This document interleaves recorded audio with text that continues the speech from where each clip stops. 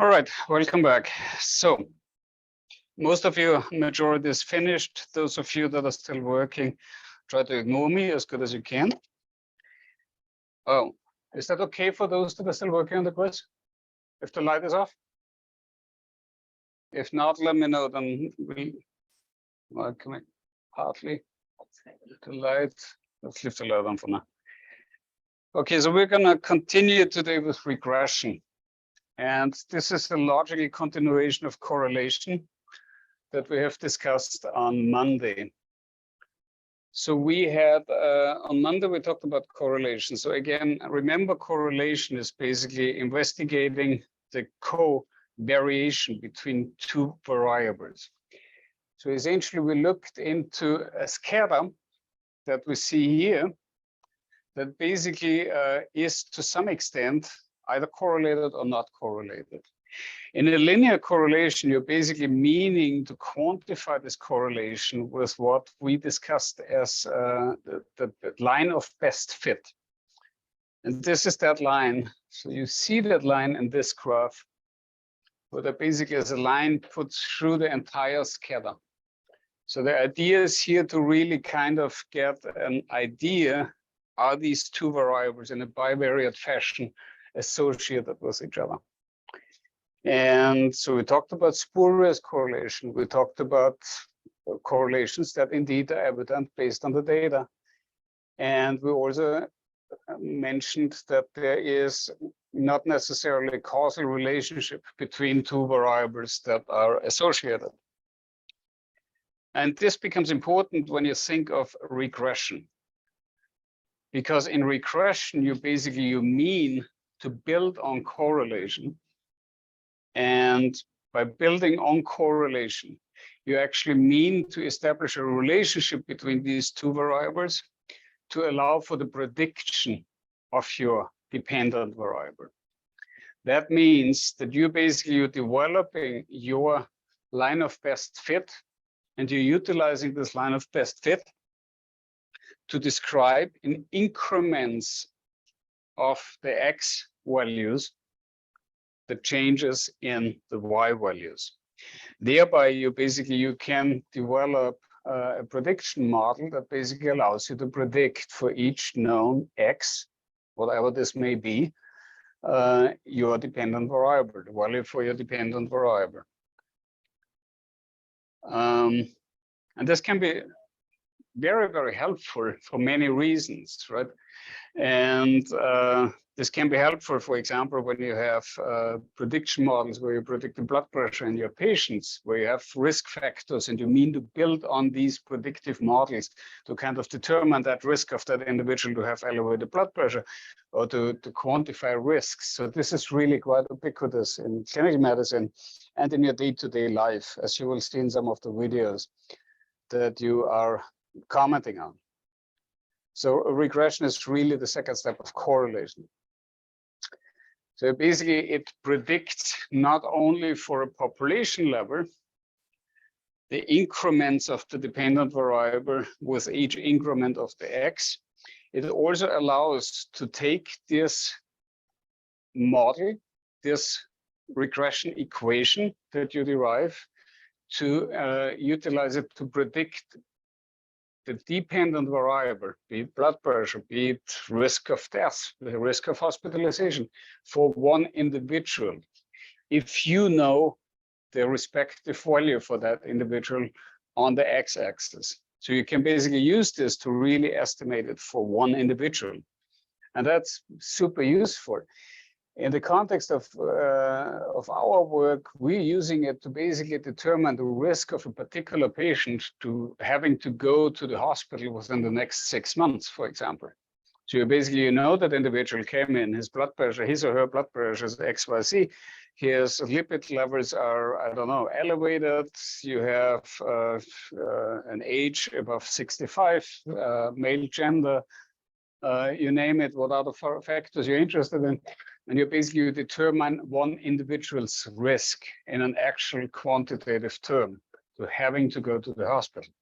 So these are use cases, how you can use regression, and that emphasizes how important that essentially is. So, but the underlying dynamic here is basically following a comparable dynamic as we have seen in correlation. If we're going back to correlation for a second, and we're looking at correlation and how we calculated correlation. When we're looking at this formula, you have a standardization procedure involved in both numerator and denominator, where you basically have a standardization to the mean of each individual score. You're calculating your deviations, you're multiplying these deviations, and by getting that product of this deviation and dividing it by the square root of the sum of squares, which are the squared deviations summed up, you have a standardization that basically makes this line of best fit gravitate around the mean, which is one of the major problems of a regression equation, but also it's kind of the principle how it's being derived, but it creates a major problem, which we will discuss on the next slide. But it also emphasizes that when you multiply your correlation coefficient with your standardized x of each individual x, you basically can utilize the standardization to fit each individual y point through, and you get a standardized y hat.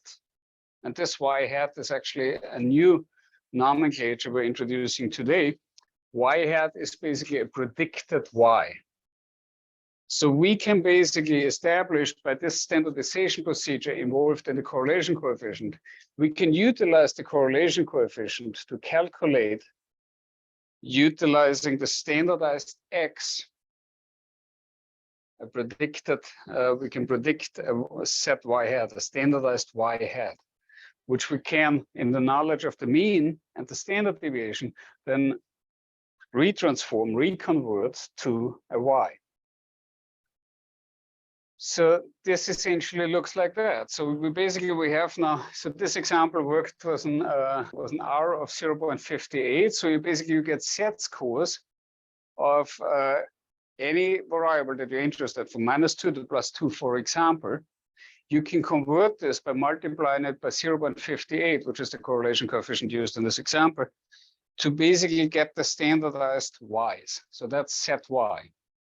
And these you can then, when you know the mean and the standard deviation, retransform in an actual raw score of a y. And that allows you to develop this regression equation. The problem with that is that you're creating something that is called the regression to the mean, because the mean is the basis of all your associations, right? So that line of best fit goes through a point where basically the means, if you continue the mean of x and the mean of y, that cross point of these two means will basically be the center of your equation. That looks essentially like that, and this example here from the correlation example. You remember how in the correlation example I was talking about that this is actually not a good graph, which was final exam grades of students as a function of proportion of homework copied. So the problem you have here is that this regression to the mean phenomenon, which will pull that equation to go through that mean, basically changes the direction of that graph towards that bulk of the data. That means where you have most data, that will determine your mean, because the mean is very sensitive to sample size. And that is what the regression of the mean is as a downside of regression analysis, because you basically, if you use this in a time series, you will have the mean over time will basically determine the direction of your line equation. So that's a problem. So you will have, and we will see an example later on. So you basically, because of this standardization for the mean, you have the mean, and that equation always tilted towards the mean. So today we're going to do an example which basically deals with the back depression inventory score. Is everybody finished? Who's still working on the quiz? Okay, then we can turn the light. Okay, so we have here data of 10 individuals. These 10 individuals had a varying number of stressful life events. And these stressful life events are here assumed to be associated with the back depression inventory score. So the back depression inventory score, and I mentioned this questionnaire earlier this semester, is a psychometric assessment, a self-reported patient outcome, where the patient basically gives responses to questions. And I have a copy of this questionnaire and the underlying work posted in the module. So basically it deals with questions. Where's the copy? So the end. It basically asks various questions that do reflect mood and somewhat associated with depression. So these various items will then basically give an estimate of how depressed that patient is. And I don't know the exact metrics, but essentially you have then clinically established thresholds above which you're diagnosing that patient was likely being in a depressive disorder, in a major depressive episode. So we're working today with this data. So I have provided this on the canvas. So you have this data on canvas. And we essentially, what we're doing is the same as we did in class 15. So we calculate the mean and the standard deviation. And that's easily done with the average function.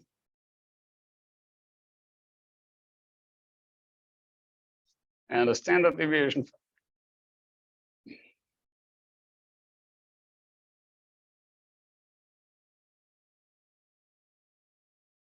So basically, this will allow for us to see the mean and the standard deviation quite swiftly. So then next we need our deviation. So that's an x minus mx.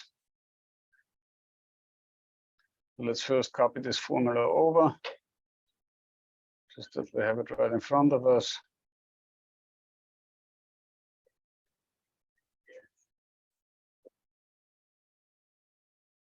So basically, first we're testing our hypothesis whether there's any relationship at all.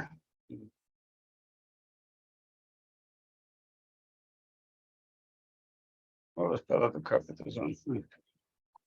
Okay, so this is the equation that we need. So we first need our deviations from x and y, mx, x and mx, and y and my. So we're calculating now our individual x. So again, okay, let's actually start rather with mapping this out as a scatter plot.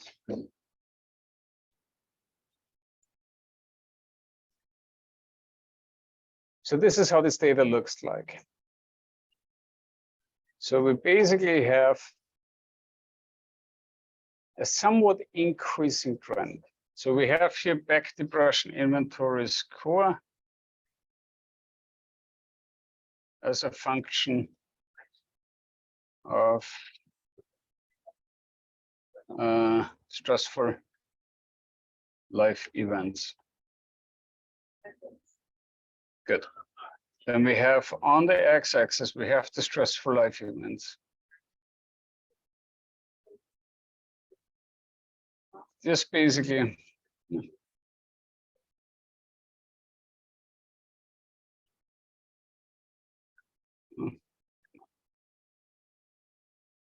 okay, so X is titles, so we have stressful life events.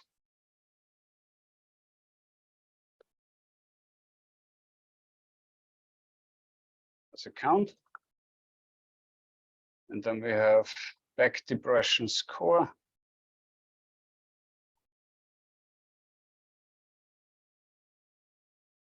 EDI score on the y-axis. So we see already, and we can fit now a line of best fits through that. which basically shows us here an increasing trend. What we would expect, right? It's like if somebody has a lot of stressful life events, likely his depression is more likely to be higher. So, and this is what we basically mean to quantify here. So we're doing x minus the mx, which is 1 minus 1.9. We need to log this in. And we do y minus my. We log this in. This is the individual y minus an my that we log in. Now we need the product, that's x minus mx multiplied by y minus my, which is basically this multiplied by this. It's the same concept as last time. If we sum this up, we're basically getting our numerator, sum of F2 to F11. That's our numerator.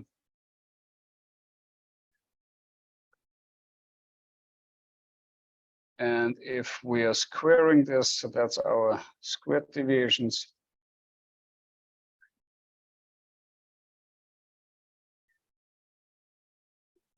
We're using the squared deviations, squaring this up.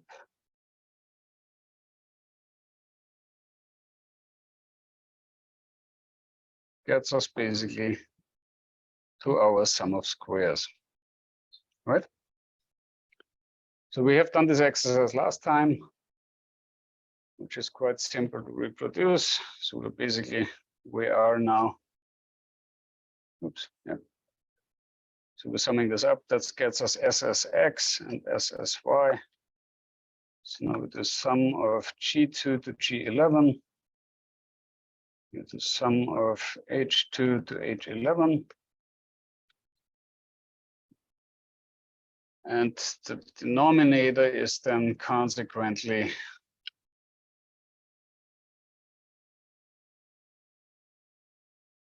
the square root of this multiplied by this. Good. So our R now consequently is basically nothing else but the numerator divided by the denominator, which gives us an R squared of 0.58. And this 0.58 is basically, this is the 0.58 from the regression to the mean example, because that's where the problem comes to. So when we look at this data that we have here in our graph, what you clearly see that this doesn't necessarily follow that outline in which the majority of the data points at, right? So it is pulled down here by those outliers in the more extreme, because these outliers will change the mean in the direction of their location. That means that the tilt, this slope, is strongly affected by those outliers at the extreme end of those individuals that did not have any stressful life events, and consequently a rather low depression score. So this is where the regression of the mean is pointing at. So if we were to determine now two things, we remember that the regression equation per se, and we talked about this last time. So when it that's correlation. When thinking of a line equation, you're basically looking for two components. You're looking for an A and a B. The last time we also talked about an M. So let's stick with A and B. Okay, I learned K and D, so A and B, whatever. Right, so it's basically, it is an intercept and a slope. We have an X, which is each individual X. And we have for each individual X that we choose, we have a predicted Y. And why is it predicted? Because it's basically, it's a resultant of that line equation. It's basically a point on this line. So if we fit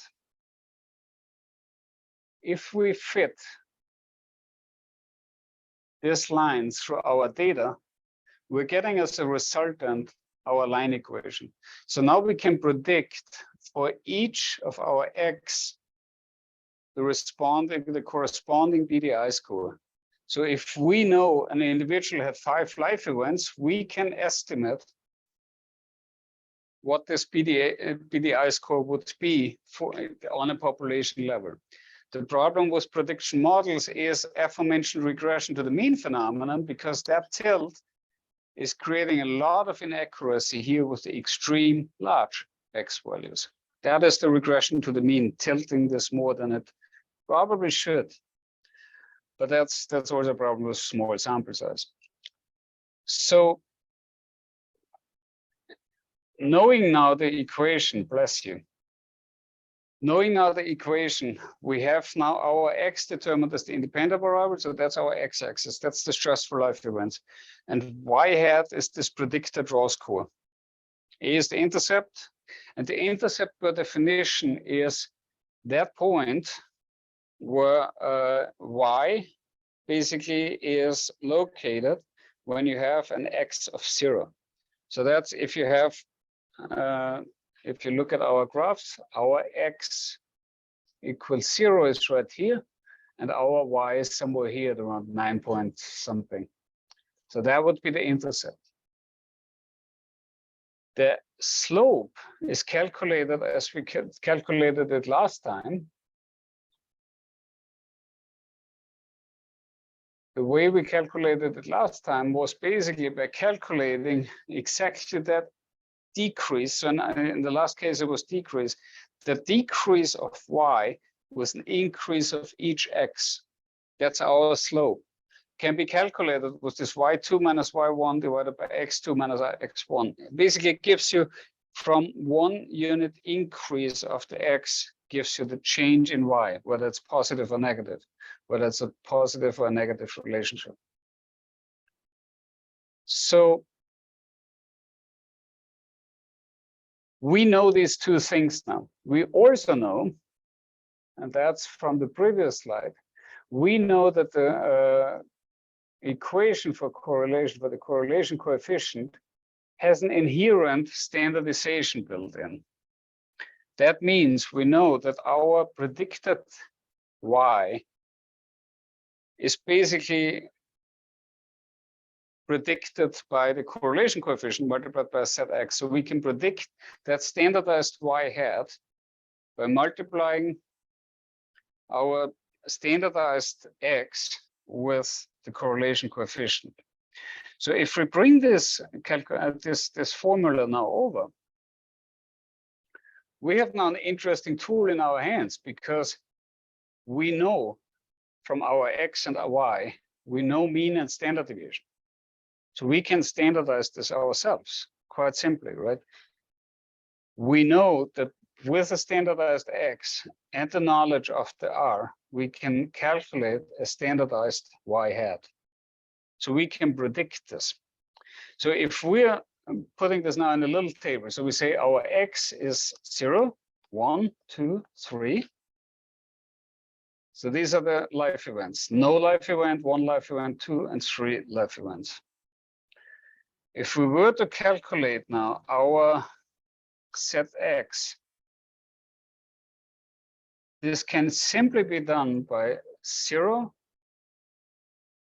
We remember the standardization, right? So we have Z equals the individual x minus the mean divided by the standard deviation.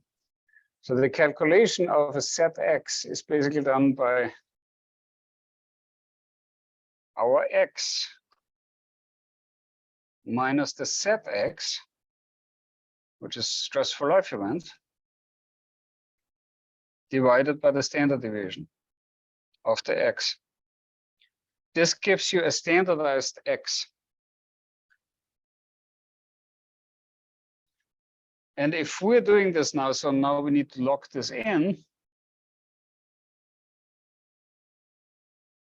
So we can now do this for all our entries.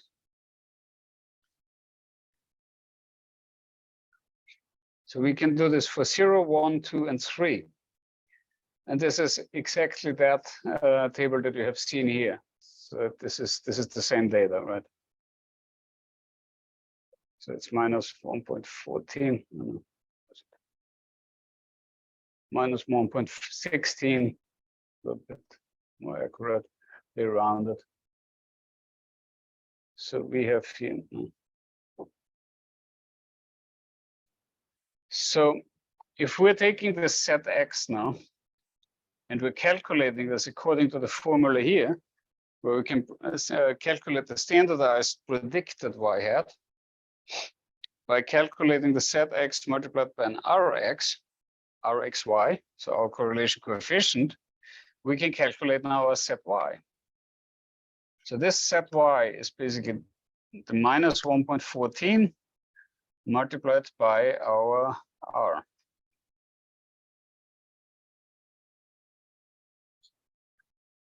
So this basically gives us now a lot of information.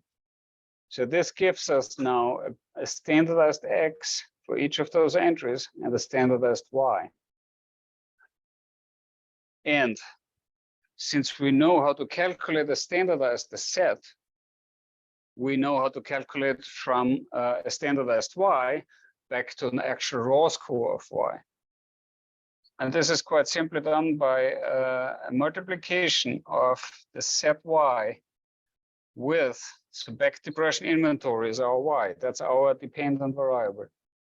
If we're multiplying this now with the standard deviation and we're adding our mean, we basically have calculated now our Y hat. So this is the calculated Y hat. So now we need to log this in. We can now easily calculate this all the way to the last X. Makes sense, right? It's not considerably simple. You just need to know this association. So the correlation coefficient, again, has an inherent standardization involved because it subtracts by, congratulations again. So it basically subtracts from each individual point the mean. And by that, you have the standardization involved. And then you're dividing this by the sum of squares. And the sum of squares, square rooted sum of squares product, basically gives you a standardization that this line of best fit needs to go through that mean of X, mean of Y. That's where this meets. This is where the line goes through. So now, based on that, you're now able to standardize your X, and that standardized X you can utilize to calculate the standardized Y hat of the equation and utilize that to convert it into your raw score. So we have now a predicted Y for a set of 0. When we look now at this, so we have a predicted Y of a set of an X of 0 and Y hat for X equals 1, X equals 2, X equals 3. So this essentially is nothing else than what we see here. So this is actually the 9.5 that we see here as the estimated intercept. We see, what is it, 12.8 somewhere here at X equals 1. We see 16 where X equals 2, and we see 19.3 where X equals 3. So that allows now to also kind of get an idea how to calculate slope and intercept, because that's considerably simpler now, because the intercept is exactly there where our X equals 0, and that's right here. So our intercept is 9.54. So now our slope is calculated in the same fashion. Since it's a linear function, that means you can subtract the greater X value from the next smaller X value, the predicted Y for the corresponding greater X value minus the predicted Y from the respectively lower X value. So basically, if you calculate x equals 3 minus the y hat from x equals 2, you get 3.24. Should be the same for all entries. So your equation then finally is y hat equals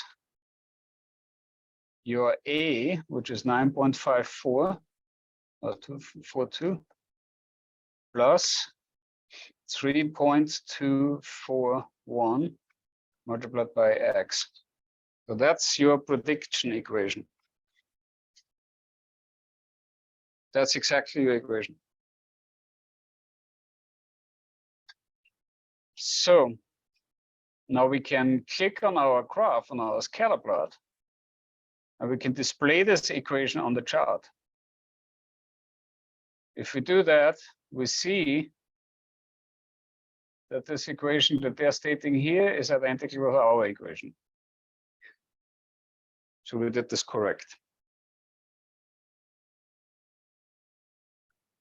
But that's a neat thing to know, right? So that's the calculation of slope and intercept. That's how you determine the linear equation. Any questions on that?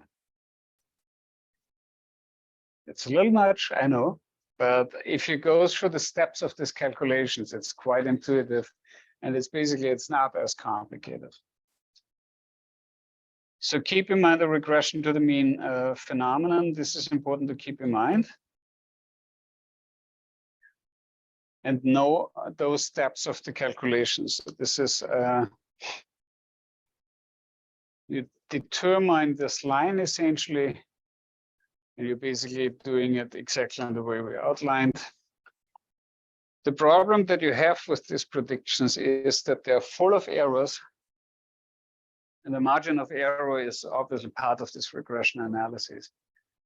So you have variability in your scatter, and you're trying to squeeze in a linear function and use this linear function for the prediction of something that is only to be predicted with a lot of variability. Therefore, we need some value of variability in there that basically allows us to say how good is our estimate. And the way you do that is by calculating standard error of the estimate. That's basically the typical or average distance between the regression line and an actual data point, quantified as a so-called residual. We'll talk about this in a second, what the residual is. So important to understand, obviously, because there are two different forms of predictions. You will see, even if you have the same line and the line of best fit and it's identically, this will just give a much worse prediction than this, because it follows a much more variable pattern, right? It's just not as good in predicting these individual points. Things that you could do to improve this pattern is you could fit a nonlinear function. Nonlinear function, if you have a cosine function, you can fit something through like that, which will kind of diminish the distance of the individual point from your line.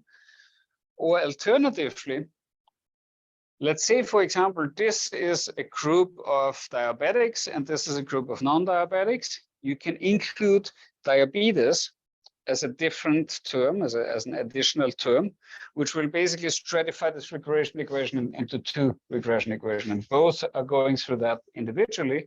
Thereby, you diminish the greater scheme of things, the distance of the individual points to the respective line. That is multivariable regression. And we will get to that at the end of the class. Probably not today. So, all this being said, what you need to take home from this graph is that the distance of the individual point from the line determines the accuracy of the prediction. So the closer the points as a whole, the greater the accuracy and the smaller the error. The standard error of the estimate being the aggregate marker of that estimate. So if you're fitting such a line through, you're basically explaining some of that error. Because hypothetically, you can also calculate the overall error by just calculating the distance of each individual point from the respective means. That's the sum of squares. That's like the mother of all variability measures, because that just takes the mean and the individual point. And this is your variability. So y minus my, quantifying those deviations, that is your prime marker of variability, your sum of squares, right?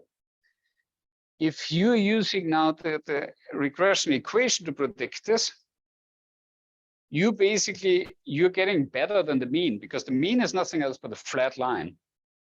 So your total variability is basically the distance of each individual point to a flat line.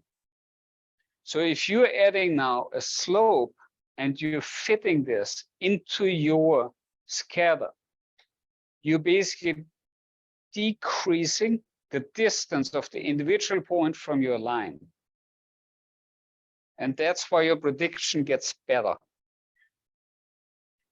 And what you essentially do now is you're calculating, and this is where the R square comes again, as the effect says from the ANOVA. You remember, it's how much is accounted for in the total variability as a proportion of the explained variability, or that variability accounted for, that variance accounted for by the difference between the groups as a function of the, or as a fraction of the overall variability, the total sum of squares. Same concept applies here. You have a total variability, which is your flat line, your mean of y, and the individual distance from that mean of y. That's your total variability. And now you're quantifying that error that you have if you fit that line through. And what you're quantifying now in the end of the day is what you have reduced in terms of the error. So this difference between the variability with the line and the total variability, that fraction that you have now reduced, this is your proportionate reduction in error, or the so-called coefficient of determination, aka R squared. So it's a proportion, bless you. So it quantifies how much more accurate our predictions are when we use the regression line instead of the mean. So again, mean, flat line, regression line, something that fits through the mean of y, but basically has a slope and an intercept. And that improvement, this is what you quantify. How is it calculated? We're basically calculating sum of square total, which we know already, deviations, squared deviations, sum of squared deviations, total variability, minus the sum of squares error. That is the sum of squares of your regression. But you take the total, you subtract your sum of squares of the regression error. That gives you the leftover error. That is basically attributed to read as a reduction of the regression equation, as a fraction of the total. We're doing the calculation, then we'll get here. So you determine the error associated with using the mean. That's our sum of squares. You determine the error associated with using the regression equation. That's the predicted y hat for all your individual 10 patients that have filled out that back depression inventory. Then you subtract the error associated with the regression equation from the error associated with the mean. That becomes your reduction. So that's what you have reduced your variability by.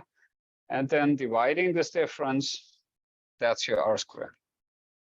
So how do we do that? So we have now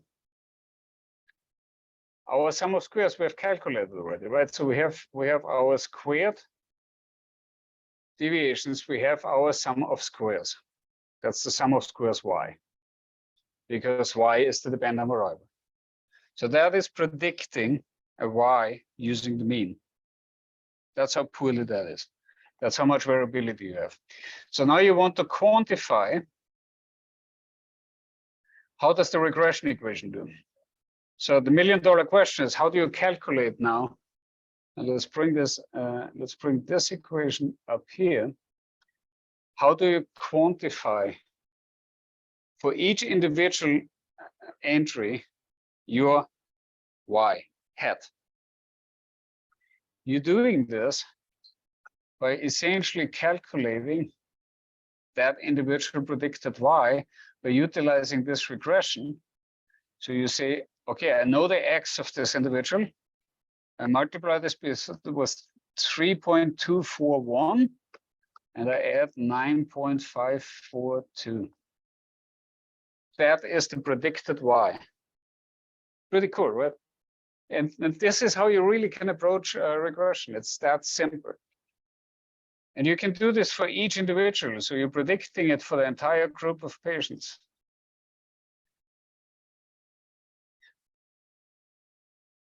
And now it's kind of logically how to approach this. To calculate your sum of squares regression is basically so this is now y hat minus my. Now y hat minus y hat minus y. Now y hat minus m. Sorry, my.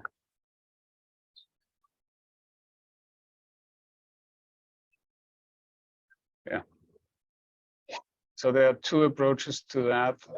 This should be the proper one. Yeah. Okay. So y hat is now this minus y hat. Y hat, well, where do we have that? It's right here.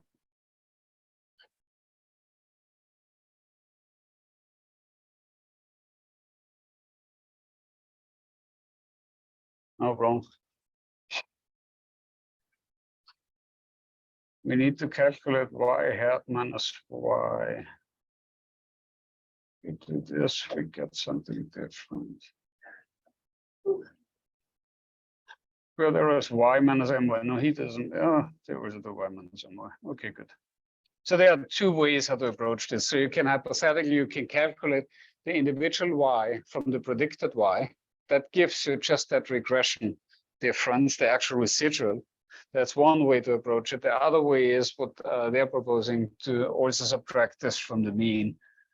Okay, so we're doing now exactly what they're doing.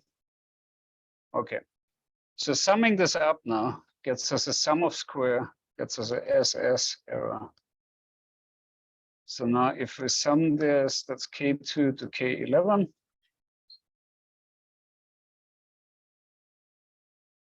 And that's rubbish.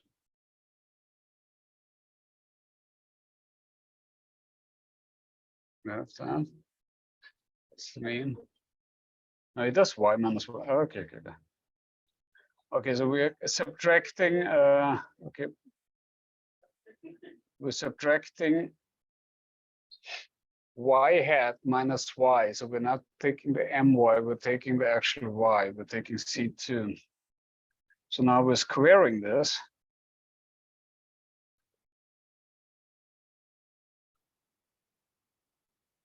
And that gets us the sum of square of the actual. That's our SS error. It's actually a sum of square of the regression. So this is sum of K2, K11, 526. So if we are now to calculate our R squared, we're basically calculating our sum of squares y minus sum of squares regression divided by sum of squared total. And 0.33 is essentially our R squared. So if we look now at R squared predictions, so this is consistent with what Excel has calculated for us. Of note, it's also consistent if you square your R, comes to the same end, right? But only in bivariate analysis. Only if you have two variables in a univariate, correlation or univariate regression, then you will use, then you can square it. As soon as you have more than one variable in multivariable regression, you need to calculate the actual prediction the way we have done it. So this can still be utilized, but you cannot square the correlation coefficient. Good. So this is this, and this is the depiction of what we actually have done. So now we have seen that this was the calculation of the differences of the individual y to the mean. That's essentially our sum of squares, the conventional sum of squares. And if we're calculating now the y hat, the y minus y hat, we're calculating these deviations. And these deviations are called residuals. These residuals are then being used to calculate the standard error of the estimate. We're not going to do that, but this basically comes back. Okay. So obviously regression has limitations. In most cases, this is not randomized data, therefore causality cannot be established. You can, however, also use regression to analyze data of randomized controlled trials. So it's not strictly true, but in many cases when correlation is used, it's basically used on retrospective data. And you're basically analyzing data that is historic and was not designed to be corrected in a way that you can establish causality. So, well, yeah, differences exist if you use them for this purpose. What's important is both independent and dependent variable are in a univariate setting. Scale variables, you can, with multivariable analysis, you can add categorical variables, but then you will include basically a factor that will shift that regression equation. So you get parallel shifted regression equation fitting through different strata of your data. And we will talk about this when we talk about multivariable regression. Limitations in the predictions are obviously found. They're usually often deviating from the truth. So this always needs to be kept in mind. What's important again is homoscedasticity, because you remember this example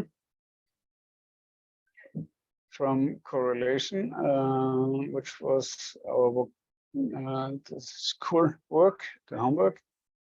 So when you have a prediction like that, you cannot really trust the prediction in an area where you only have scarce data and you don't really have what we would call a stable estimate. So this is definitely not homoscedastic data, because you have the bulk of the data at one end of that prediction equation. So basically these outliers are basically shifting that. And this is, again, the typical example for a regression to the mean. The example that Nolan and Heinzen give here is the example where you basically use this for a time series, where basically you have time from a time from 84 to 89. And basically, you see that there's basically a shift, basically equilibrating towards the mean. If you would predict this, it basically would shift you exactly again where the mean is.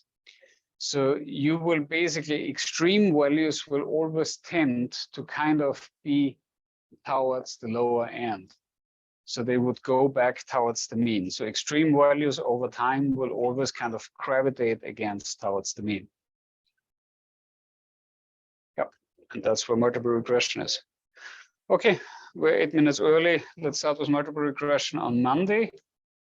Hope the quiz wasn't too bad. Wish you a good night. Yeah.